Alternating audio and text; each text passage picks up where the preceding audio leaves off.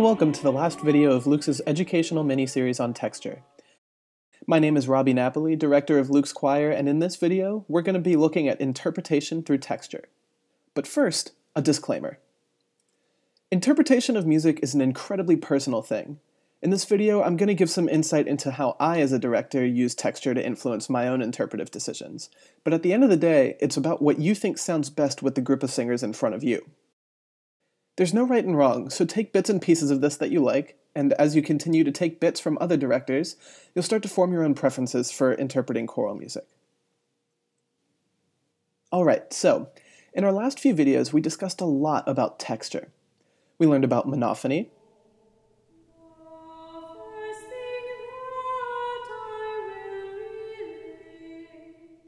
homophony,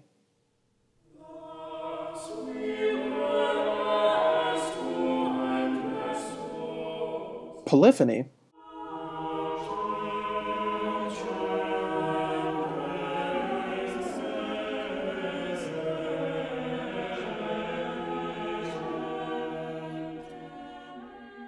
and imitation, which is just a subset of polyphony.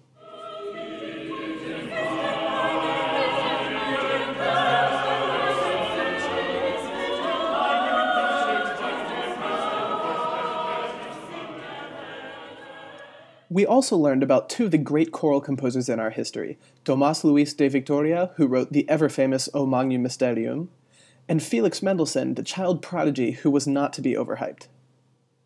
So, we have all this information, but what do we do with it? Why is any of this important? Well, I'll tell you.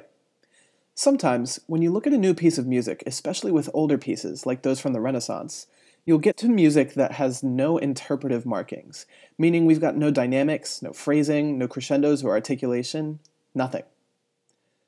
But if Luke stood on stage and sang this piece with no dynamic contrast, no phrasing, and just sang it exactly what's on the page, we wouldn't be making music at a very high level. So what did we do? We used texture to guide our decisions. Before anything else, we need to familiarize ourselves with the score. We're looking at a rather unique setup here. We've got double choir with soprano, alto, tenor 2, and baritone in choir 1, which seems normal enough. But then we have tenor 1, tenor 3, tenor 4, and bass. Knowing that means adjusting your typical part assignments to keep a balanced ensemble that puts singers with just the right tone in just the right place. But that's a different talk for a different day. Back to the piece itself. Now, when we look at the original score here, we notice that it's entirely bare. So what I do as a director is I look for three main indicators: texture, words, and rhythm. For instance, when you look at the beginning of the piece, we get this dotted half-note rhythm at the beginning in the tenor 2, which is then mirrored in the rest of the choir.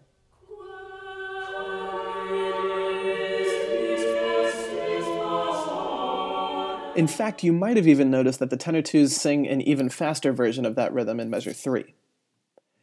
This rhythm to me felt a lot like a trumpet fanfare, like when you announce the entrance of a king or queen or regal person.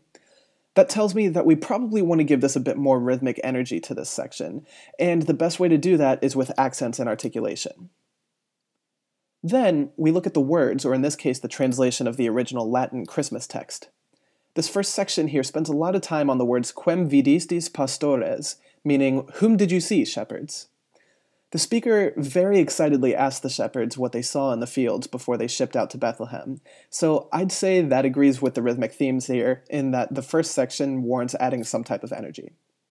Finally, we look at what we've spent our entire time together looking at: texture. Now, when you look at the first 4 measures of the piece, you probably will want to say that we're looking at polyphony, more than one vocal line singing at different times during the song. And you'd be right. But let's take a closer look here. Notice that when you take out the tenor line at the beginning, every other voice has exactly the same rhythm and word underlay. Take a listen.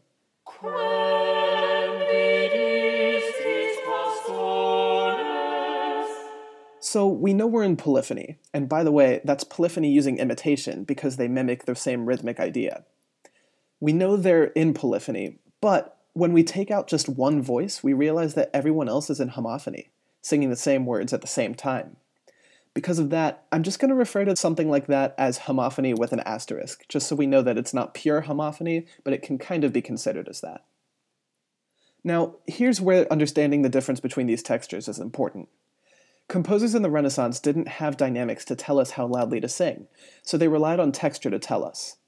The more voices the composer put singing the same words together at the same time, the more likely it is that the composer wanted that section to stand out in one way or another.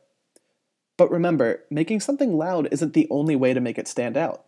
Suddenly lowering your voice is also a great way to grab an audience's attention. In this case, though, we are going to go with something on the louder side because, remember, our rhythms were pretty fanfare-y, and the text was solidly excited and exclamatory.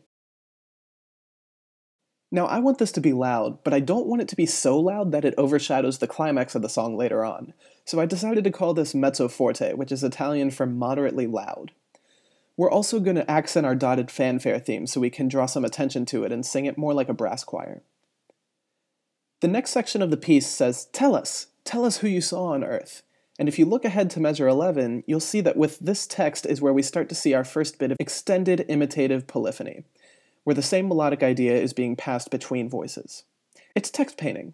Imagine a mob of paparazzi surrounding the shepherds, asking them over and over again, who'd you see? Who'd you see here on earth?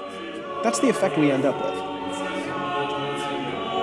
So, to help our composer Andrea Gabrielli out, I wanted to pull the rug out from under the audience on the word digite and slowly grow into the explosion of the paparazzi scene during the polyphony.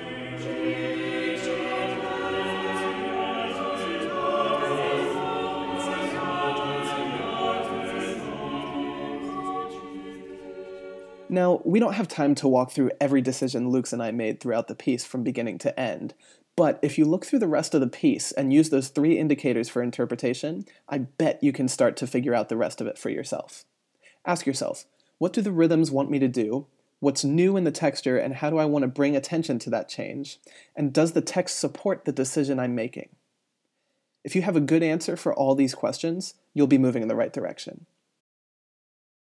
As you listen to the whole thing together, you'll see the score Lux used with our dynamic markings added in, as well as the translated text and the current texture that's happening in the piece. Take a listen to the whole thing and see what you think of our interpretational choices. What would you do differently?